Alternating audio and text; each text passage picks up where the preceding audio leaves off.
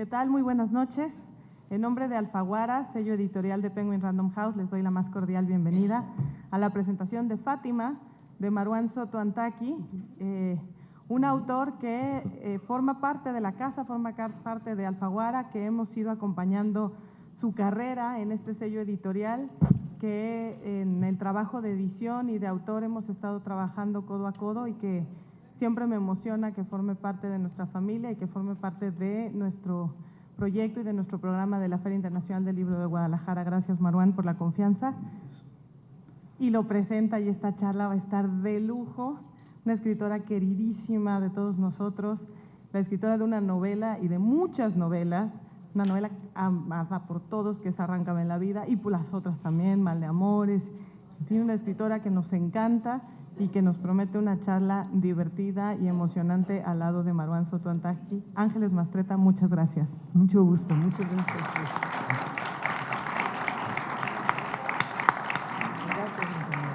Sin más, los dejo con esta conversación en torno a Fátima. Exactamente, esto va a ser una conversación porque Marwan es muy joven para mí. Y entonces, y yo lo estoy presentando como una tía. Ya tampoco está tan joven para ser mi sobrino. Lo estoy presentando como una tía y por lo tanto le voy a hacer preguntas de tía. No voy a llegar al extremo de decirle, y mijito, ¿de qué se trata tu libro? Pero casi, casi. Yo digo que los escritores escribimos en vilo, como quien camina por el borde de un acantilado. Muchas veces no sabemos por qué y te sientas frente a la máquina y dices, ¿para qué escribo un libro? Los libros no existen más que si otro los abre y no hay más que venir a la FIL para darse cuenta de que hay muchos libros. Y uno puede dormir tranquilo y ser feliz y cortear a sus nietos y ver el mar sin tener que escribir otro libro, no pensando en los editores y diciéndoles a los lectores, ¿por qué no le dan otra leída a algo? Porque me repito mucho, ya no quiero volver a lo mismo y no se me ha ocurrido nada nuevo. Lo digo porque Marwan lo sabe, pero todavía le queda más tiempo de padecerlo. La verdad es que escribir también es un gozo. Yo un tiempo decía que yo me había dedicado a escribir porque hubo un momento en que ya nadie quería oírme y entonces en ese momento decía, bueno, ya soy muy habladora, entonces lo que voy a hacer es escribir para que se note menos. Ahora, en cambio, me he vuelto mucho más cavilante y entonces, en lugar de escribir, quiero platicar, razón por la cual aquí estoy con ustedes. Marwan escribió un libro, yo diría que muy raro, ustedes lo van a decir también, y al mismo tiempo muy del día. Es un libro sobre migrantes.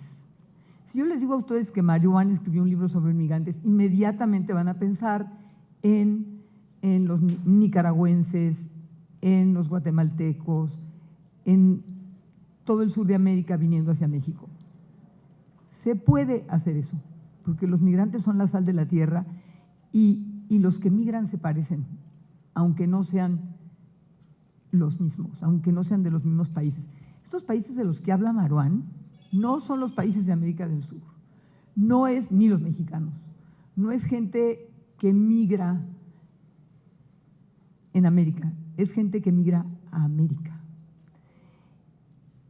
Es gente que tiene esos nombres raros que no podemos pronunciar y que en su país eran Ishbora y que cuando llegaron a México se convirtieron en Ibarra, que en su país se apellidaban Jaquín y cuando llegaron a México se volvieron Joaquín.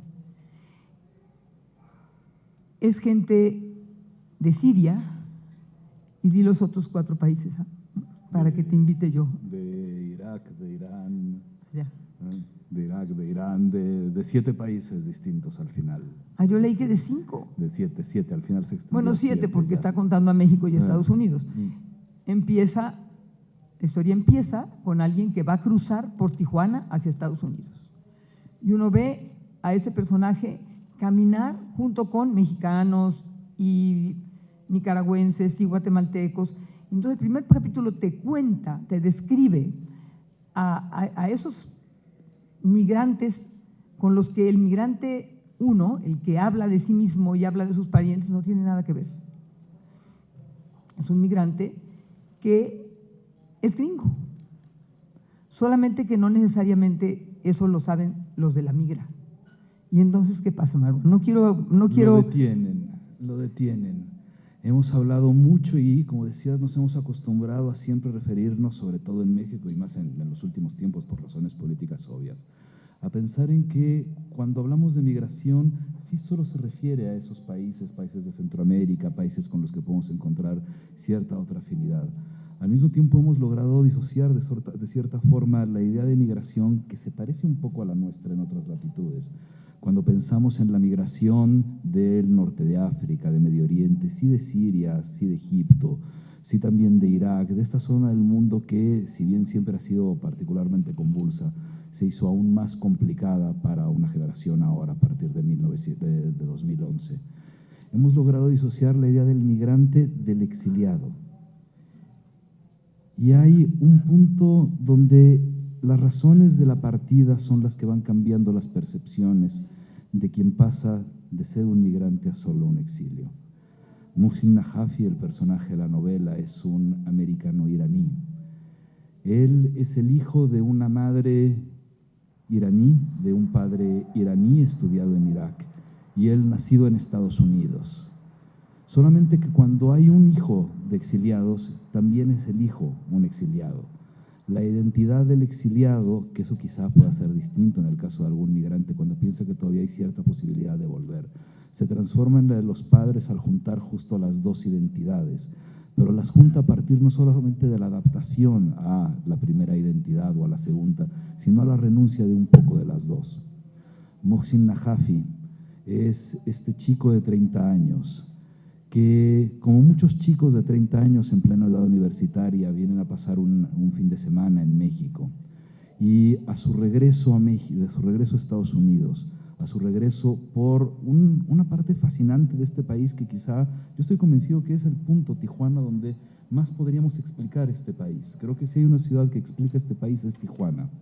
Decide regresar a Estados Unidos a través del cruce fronterizo del Chaparral, el puerto fronterizo más grande y transitado del mundo, donde se cuentan todas las historias, todos los miedos, y él, a partir de su pinta, de esa especie de generalización a la que se somete, él de estos países, el de otros países, donde al final se pueden meter todos dentro de un solo conjunto, y ese es un conjunto increíblemente democrático, que es el conjunto del miedo y el conjunto del prejuicio. Muhsin Najafi, proveniente de este exilio, producto de este exilio, tiene que explicar sus identidades en un lugar increíblemente democrático, porque el prejuicio lo hace a él, a los guatemaltecos, a los salvadoreños, a los hondureños, a uno que otro mexicano, a todos ciudadanos que tienen la capacidad de atravesar legalmente una frontera, porque también estamos acostumbrados a cuando pensamos en migración, ya sea la migración que cruza el Mediterráneo, que cruza el Río Bravo o que cruza el sur de México. Tendemos a ver solamente esta migración que podríamos generar una cierta empatía casi natural al verlos como los que cruzan sin papeles. Pero hay, a partir de la pinta de uno, hay una conciencia perfectamente clara en que uno sabe cuando proviene de ciertos lugares, que con un pasaporte y una visa perfectamente en regla… Te pueden pasar miles de desgracias, que es lo que le pasa también a él, ¿no? Justo es eso. Cuenta más. Justo ¿Qué más es le pasa? eso. Yo nada más vine a preguntar. Muhsin Najafi pasa por una línea gigantesca, una línea donde se pueden ver las angustias de todos, de estos salvadoreños, de estas familias, de estos bilingües, y se da cuenta de ciertas cosas y de ciertos miedos que impiden a alguien definirse también a uno mismo. Durante mucho tiempo he tratado de explicarme a mí, luego tratar de explicar, sobre todo en México, de qué se trata el mundo árabe, de qué se trata el Medio Oriente y de qué se trata ese Medio Oriente que no siempre es árabe, sino también es persa, pero tiene una raíz en común a partir de la lengua y tiene unos ciertos puntos de convergencia donde puedes terminar por ser absolutamente bilingüe, hablando farsi y hablando árabe, siendo perfectamente farsi y nunca hablar árabe en la calle. A ver. ¿Ah? ¿Hablo árabe? Pues es más fácil No. A ver, explícanos la diferencia, porque no… En el siglo XIII. Voy a contar una historia súper se va a ir rápida, al siglo súper rápida y muy corta. Siglo XIII está a la Del vuelta 13 de la para acá esquina. en 5 segundos. Sí, Va. sí, sí, es como fast forward, es las cosas que permite Twitter. En el siglo XIII, Pensemos en cuál es el mayor bestseller de la historia. Todos son terrenos religiosos. Los libros que han sido el verdadero bestseller siempre ha sido la religión. En el siglo XIII, después de dos religiones abrahámicas, después del judaísmo y después del cristianismo, un proyecto político de unicidad parte de unir a distintas tribus que hablaban parecido, pero no hablaban exactamente el mismo idioma.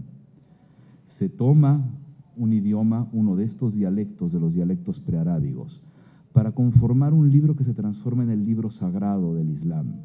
El libro sagrado del Islam es un bestseller aparte de una rapidez brutal. Podemos pensar en Biblia, en El Capital, en lo que sea como long sellers. Pero cuando pensamos en el éxito inmediato en términos editoriales del Corán, podemos darnos cuenta que en menos de un siglo se llegó a unos territorios que nunca nadie imaginó que con esa velocidad se podían conquistar. Se llegó a cubrir toda la península arábiga, el norte de África, gran parte de lo que conocemos hoy como Levante. Se llegó a España y llegó a un territorio persa que a la hora de adoptar la religión adoptó una lengua también, el árabe, la lengua de la unicidad a partir de un dogma religioso, pero nunca abandonó su pertenencia a su cultura original, a la cultura persa. Es una zona de metamorfosis que hacen complicado entenderla, porque hay una constante elasticidad de renuncia y de aceptación de distintas culturas para generar una nueva cultura. Poco después de que inician las primeras prédicas coránicas, después de que estaba claro que había para una región del mundo una creencia donde se tomaba a Alá como Dios, había un profeta, Mahoma, que logra extender la palabra de un dictado divino. A él le suceden cuatro califas que son aceptados por las dos grandes ramas del Islam, el Islam Sunna y el Islam Shia. Una división de poderes generó esta gran cisma. Y de esta gran cisma resultó un gran vencedor, el Islam Sunna. Casi todos en América, casi todos en gran parte de Europa. Cuando alguien se refiere al Islam, piensa normalmente en el Islam Sunna, en el Islam de Arabia Saudita, en el Islam más extendido en el norte de África, el de Siria, el del gobierno en un momento de Irak, no así de su población.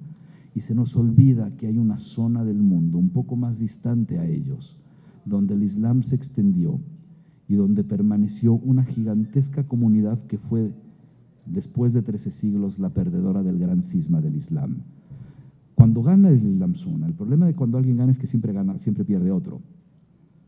Pierde el Islam Shia y en 1979, después de 13 siglos de esa pérdida, a través de una revolución que fue conquistada por muchas razones, pero que también trajo un regreso al fanatismo en una zona donde quizá uno de nuestros mayores problemas, los que pertenecemos de alguna manera o con alguna relación al Medio Oriente, es nuestra incesante vocación a decir siempre que el pasado fue mejor.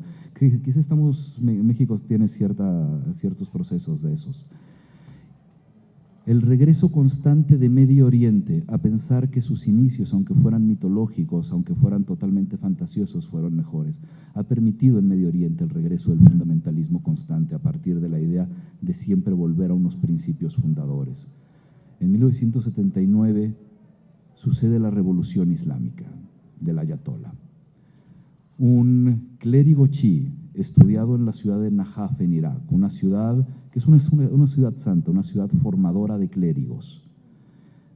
Fue la ciudad donde enseñó en un seminario el Ayatollah Khomeini.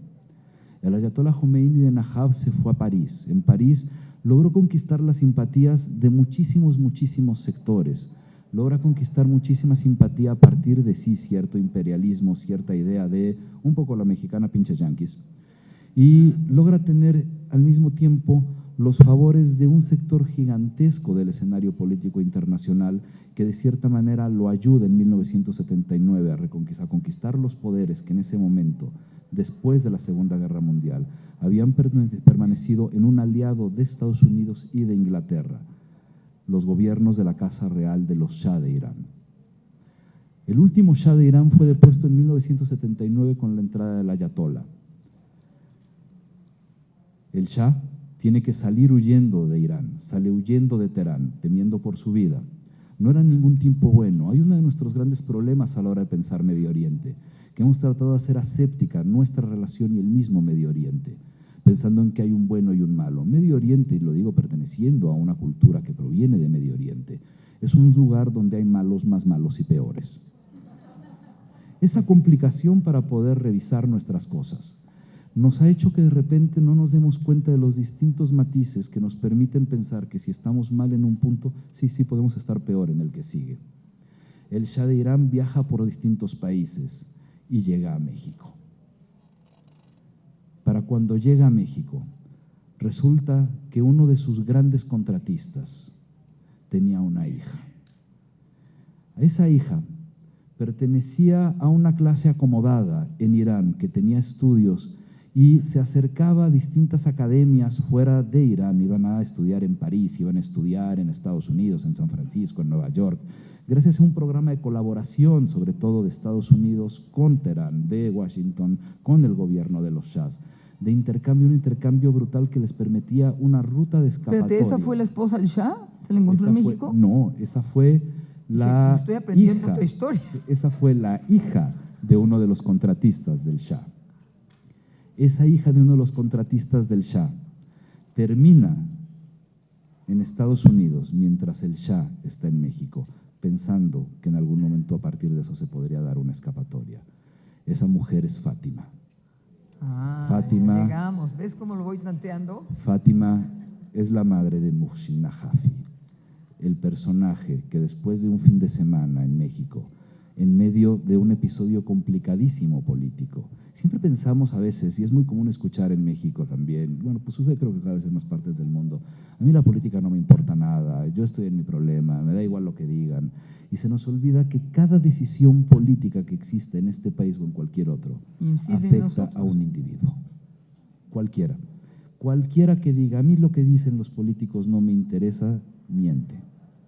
No, puede no interesarle, eso no quiere decir que no vaya a incidir en él. Pero en un momento le interesa porque incide en su vida. Y a la hora de incidir en su vida nos vamos dando cuenta que las decisiones que podemos sentir más ajenas a nosotros, las decisiones que podemos pensar que están fuera de nuestros alcances o intereses, eventualmente terminan por afectar nuestra vida. Hace un par de años, hace unos 3 años ya, se decretó en Washington una medida que prohibía la entrada a Estados Unidos, el viaje a Estados Unidos de los ciudadanos provenientes de una serie de países con mayoría musulmana. Sudán les prohíbe en todos lados. Sudán no cuenta. No, Sudán no cuenta. No cuenta porque no está prohibido que entres. Entran de compras. Están a punto de prohibirles a los de Sudán entrar a Sudán.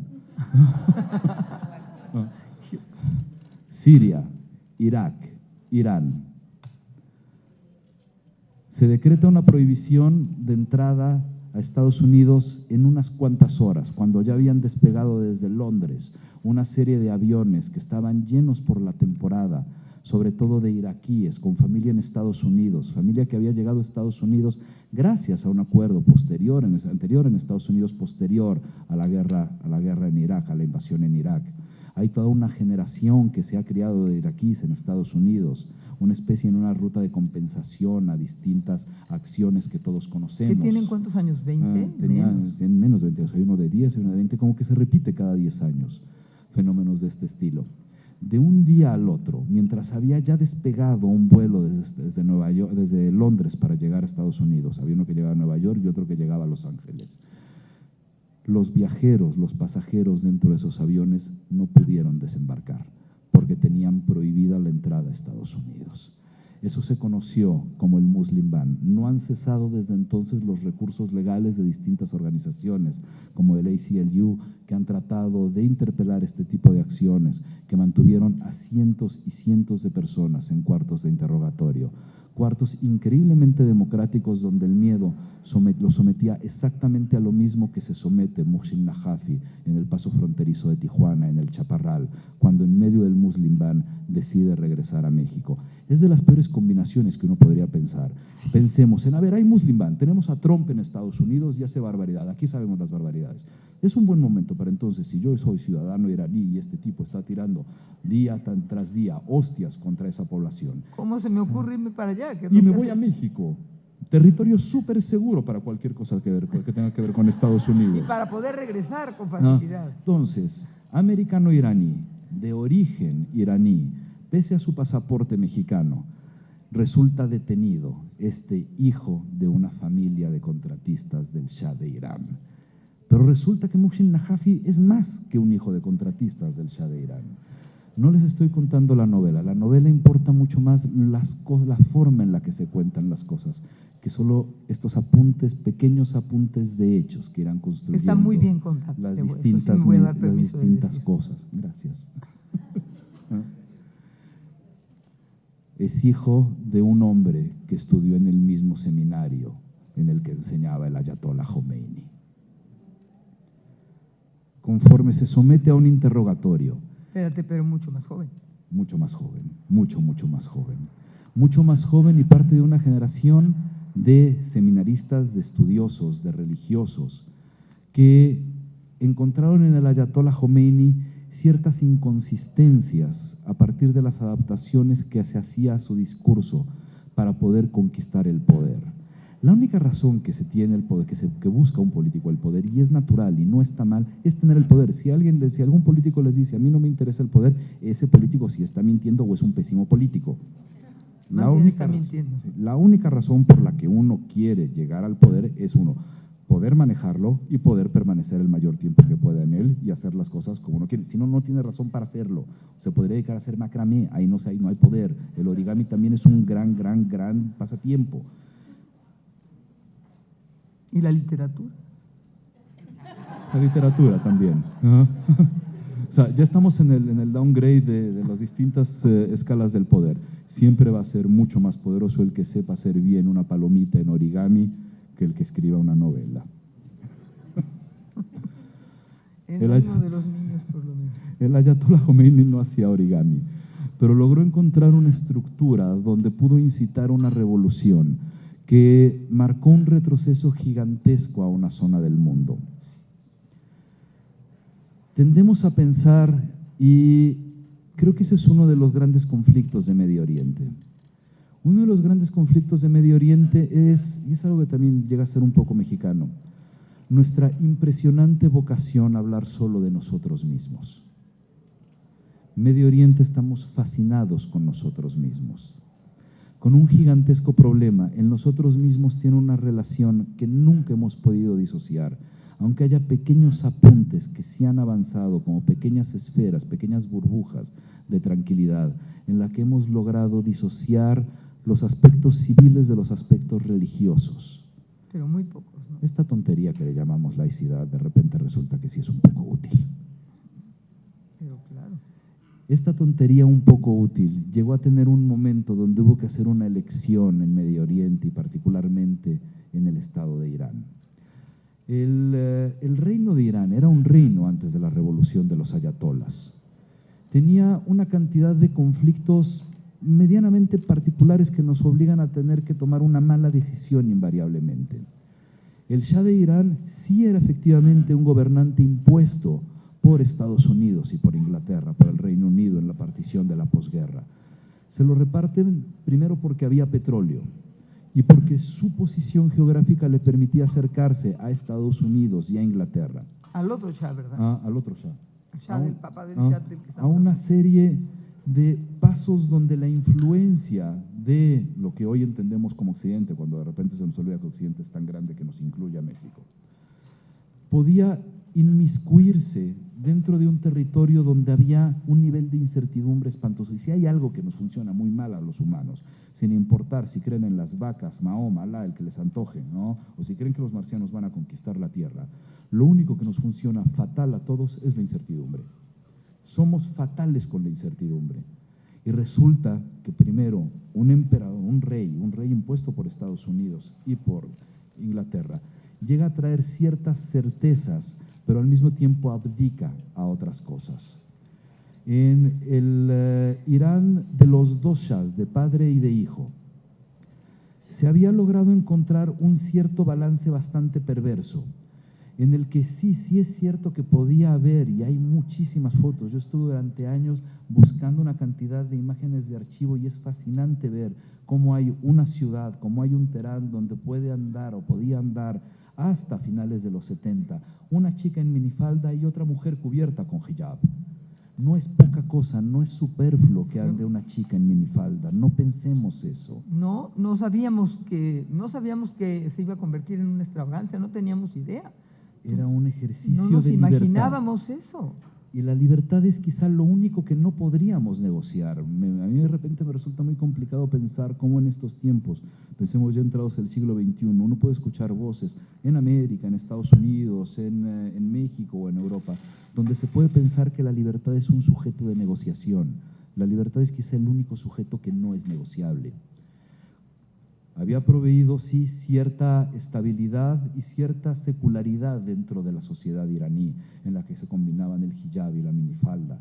Había cierta libertad de discursos, había una corrupción espantosa, una cosa gigantesca. Siempre pensamos que la corrupción mexicana es de las cosas más espantosas y pensamos que tenemos la medalla. Como tenemos este síndrome también medio árabe o medio oriental, en el que solo hablamos de nosotros mismos, también pensamos que México tiene la peor corrupción del planeta. Se nos olvida pensar en los rusos. O sea, de ser un corrupto a la rusa no es cualquier cosa, pero ser a la iraní en las épocas del Shah sí son palabras mayores. La familia, los abuelos de Mohsin Najafi, estaban negociando el personaje de la novela, un oleoducto que pasaba petróleo de Irán a Israel, esquivando absolutamente todos los países conflictivos de la región. Justo en uno de los momentos más álgidos del conflicto Palestina-Israel. Se encontró a partir de esto un apoyo de la población gigantesco a favor del Ayatollah Khomeini. Por la salida de la revolución islámica huye el Shah de Irán, pero a la hora que sale el Shah de Irán, no sale necesariamente con un gigantesco ejército de ayatolás disparándole, llega al aeropuerto, hay una cierta negociación, después vinieron barbaridad y media. Las primeras semanas y los primeros meses del poder, del ayatolá en el poder, colgaban a la gente en la calle, en grúas de construcción, en las grúas que habían operado los distintos constructores, como el abuelo del personaje de la novela, para muchas de las obras que se construían por el gobierno del Shah. Y a todos los opositores los colgaban en plaza pública y los dejaban. Como ven, esta novela es súper amable, te mueres de la risa, todo viene en un registro permanente. cómico. Tiene una parte para hacer origami cuando uno se pone un poco tenso. Ya les expliqué por qué. Y viaja el Shah de Irán, porque sobre todo la popularidad del ayatolá fue tan grande que en el trayecto del aeropuerto al lugar donde se dirigía no pudo avanzar y tuvieron que meter al ayatolá a un edificio para que lo recogiera un helicóptero y lo llevara, porque la gente de lo que lo vitoreaba no lo dejaba avanzar. El ayatolá hizo un proyecto político fascinante en términos políticos, espantoso en términos reales. El mismo proyecto del que han partido absolutamente todas las creencias, todos los ejercicios políticos de la religión que se les antoje.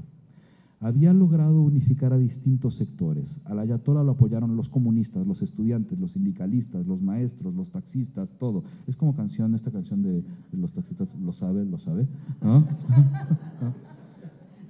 Después se encargó a las semanas de todos los que no eran clérigos, todos los que no fueran particularmente religiosos, los fue colgando, los fue matando, los alejó del movimiento, los fue mandando al carajo y terminó por controlar la revolución y controlar el aparato de poderes. Se le fue absolutamente de las manos, absolutamente de las manos al ayatolá, porque tampoco en ningún momento quiso controlarlo.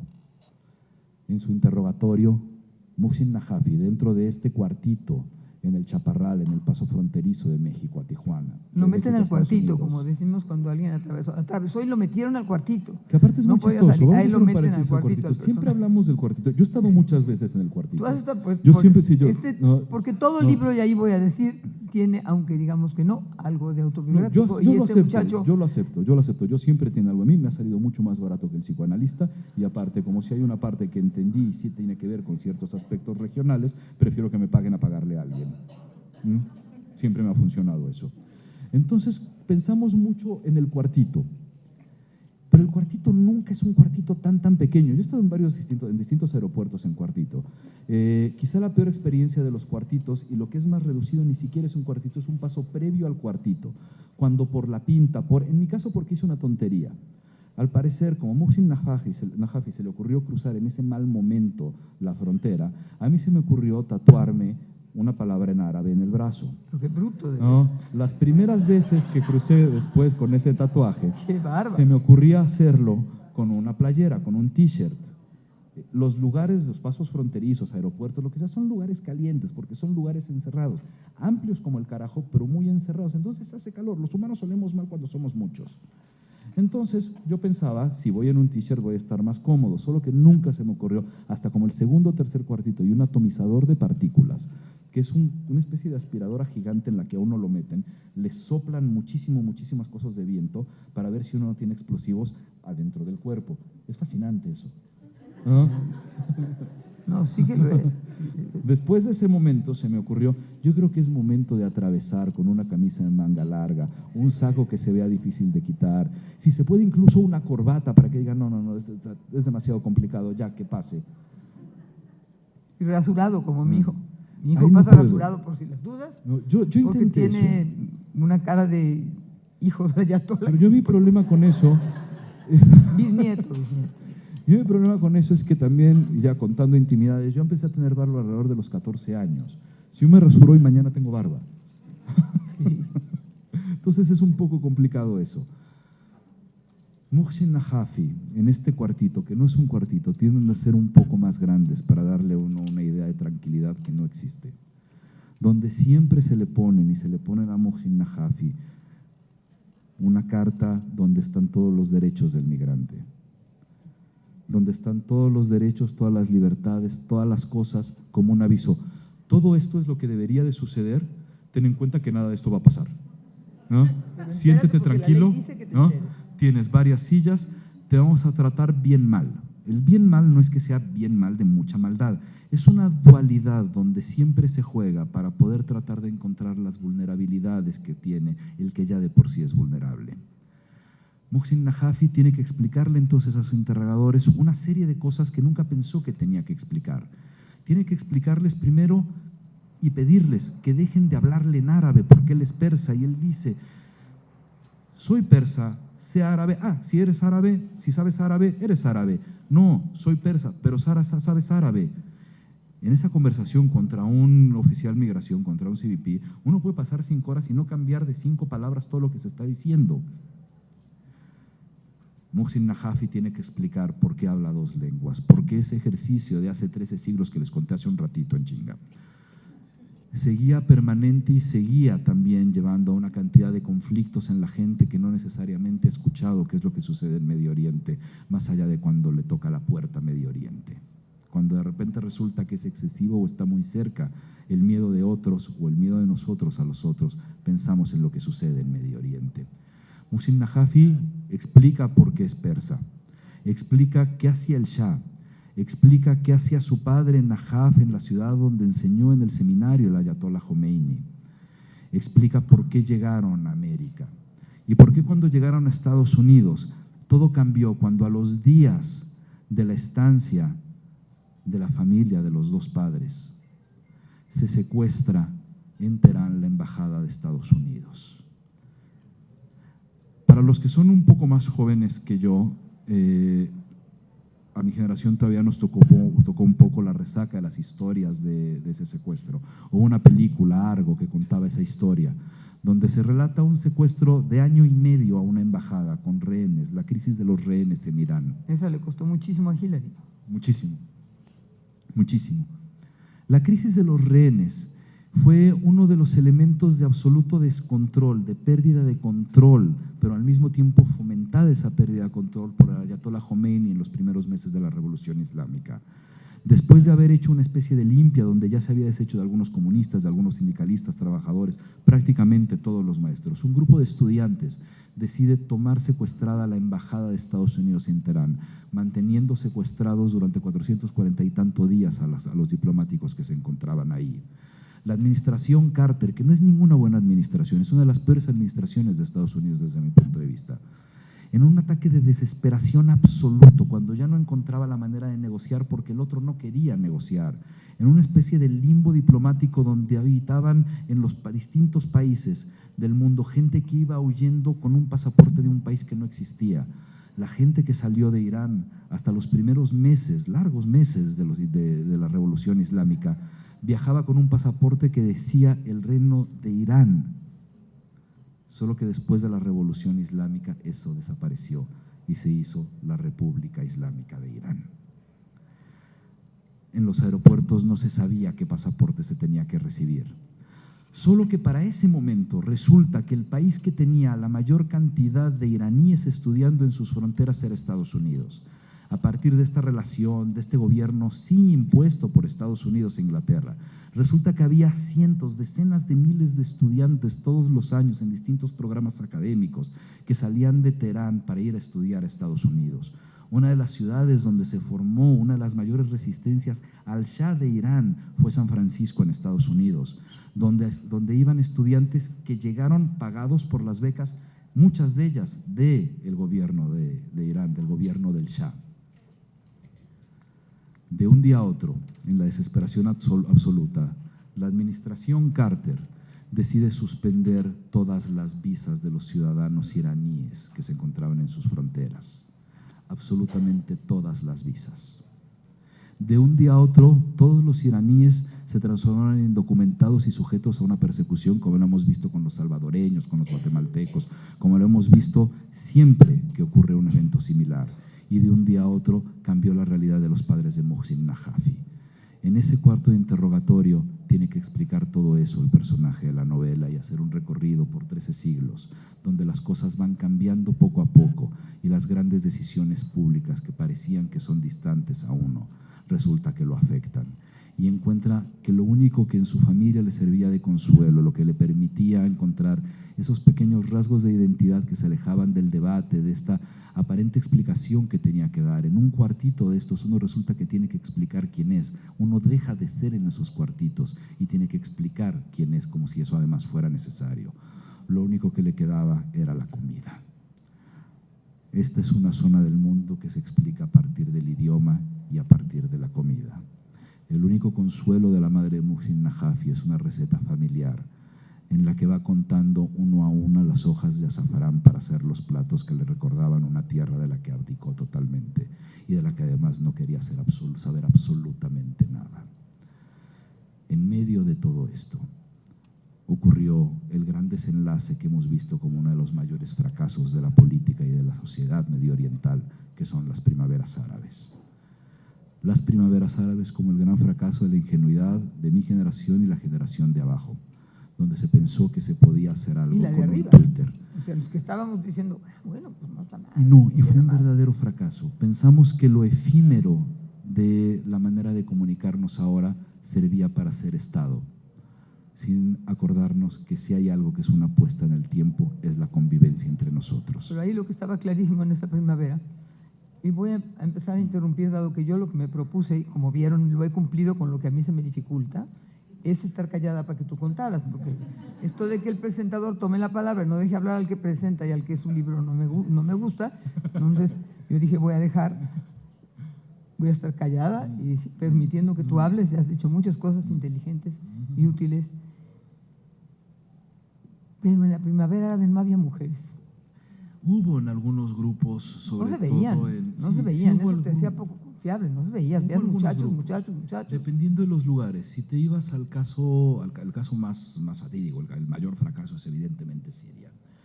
En Siria el problema es que fue demasiado volátil el paso de los movimientos estudiantiles, donde sí había mujeres, había muchas mujeres, a una cooptación por los distintos grupos interesados en tomar el poder, lo que sea. Y al mismo tiempo una ausencia, que sí tienes razón, es marcada y producto desde mí, lo que he pensado y lo que he tratado de analizar en los últimos años, de ese evento que fue justo la Revolución Islámica. Por eso creo que cambió absolutamente todo la Revolución Islámica. Sí es cierto que uno de los grandes elementos fundadores de la política mediooriental es la creación del Estado de Israel, eso no hay duda. Se le dio una causa a toda una parte del mundo donde se necesitaba y se le dio con, en algunos momentos, justísima razón, un enemigo en común. Pero la otra gran tragedia es el deterioro social en la búsqueda de unos orígenes que nunca existieron, que permitió creación de unos orígenes. Sí, que permitió la belización de Irán. La belización de Irán se extendió a prácticamente toda la región. La generación de mi madre se velaba muchísimo menos que la generación de mis primas. Y tengo primas de 2 edades distintas. De la generación de la prima mayor había muchos menos velos en las universidades, como lo hubo en la generación de la prima menor, porque el proceso de belización fue avanzando y eso ha sido un deterioro, desde un deterioro social a partir del triunfo del dogmatismo en la región y esta incapacidad de separar los asuntos civiles de los asuntos religiosos.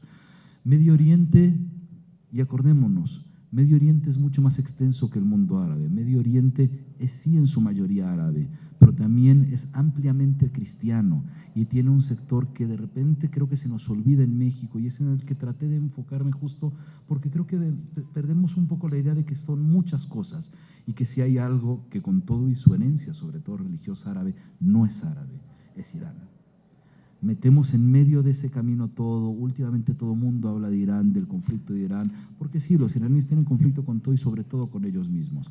Es el único país donde ha habido desde, pensemos, 2008, una serie de revueltas, una tras otra, que permite la debilitación de ciertos esquemas políticos, pero no tiene nada que ver con las primaveras árabes, ni es una primavera persa, es una constante más de nuestro fracaso que tiene el personaje Muhsin Najafi, que afrontar y explicar frente a 2 policías que lo obligan a contar la historia de su familia, de sus orígenes y al mismo tiempo de un personaje principal. Y aquí está, yo quiero que le demos un aplauso a Marwan porque es muy difícil escribir una novela, muy difícil, y esta tiene que haber sido una novela muy difícil. Nos tenemos que ir, querido. Gracias, querida. Gracias a ustedes. Ya nos tenemos que ir. ¿Alguien tiene una pregunta? Ya no da tiempo. Sí, nos quedan 3 minutos, ¿eh? Puedes Sí. preguntarte y contestarte si tú quieres. Yo tengo una pregunta que hacer. No, pregunta antes que yo. Nada más faltaba. Ajá.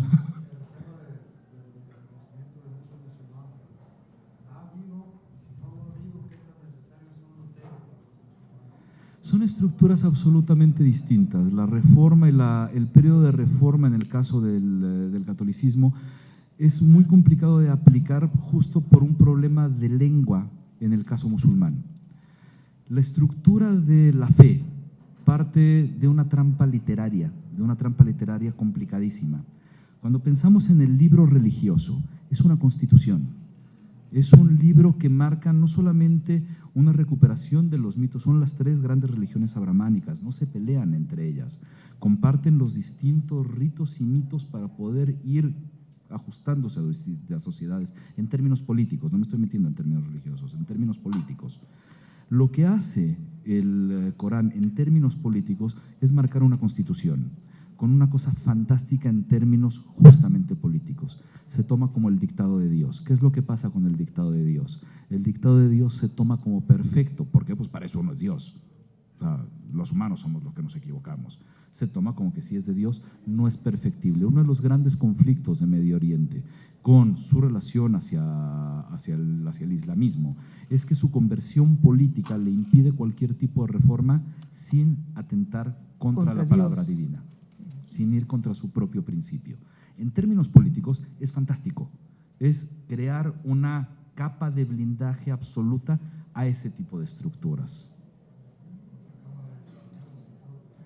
Sí, a la cámara que quieres, justo son ahí hay que pensar un poco, y el personaje en algún momento se mete a esos conflictos, cuando de repente se da cuenta que él, como un ciudadano americano con una relación clarísima de esta cosa occidental, que son los derechos humanos, los derechos de migrantes y demás, se enfrenta a que muchos de sus protocolos como ciudadano, llamémosle occidental, sea mexicano, sea estadounidense y lo que sea, al final compite con una realidad donde las cosas no necesariamente se compenetran, porque si hay un fenómeno que de repente despreciamos por despreciar Occidente, y es un gran invento, son los derechos humanos. Los derechos humanos como los conocemos es un invento absolutamente occidental. Esa supraoccidentalidad es la que ha sido muy complicada de meternos en la cabeza en Medio Oriente, y esa es una de nuestras grandes tragedias. Muchísimas Muchísimas nos ayuda gracias. a pensar eso. Muchísimas gracias. Gracias por acompañarnos.